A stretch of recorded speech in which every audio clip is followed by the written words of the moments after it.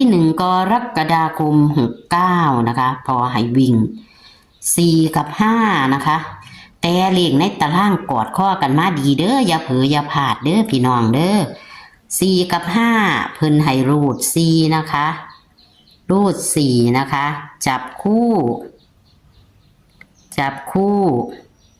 48 49 46 45 58 59 56 51 24 25 26 29นี่คือเลขจับคู่ของเพิ่นนะคะแคปหน้าจอค่ะพี่น้องเลขในตารางเด้อค่ะกอดข้อกันมาดีค่ะเลขในตารางก็เลย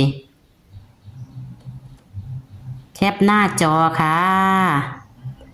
นี่แหละค่ะตัวเน้นๆเพิ่นกับมี6 หางคือเก้าที่ปากกาฉีดไว้ล่ะค่ะตัวเน้นของเพิ่นก็เลยพี่น้องตัวเน้นมี6 หางคันเข่าหักเข่ากับเข่าคักเข่าเทิงบนเทิงล่างบ่เข่ากับบ่เข่านะคะแต่ว่าหันเข่านะ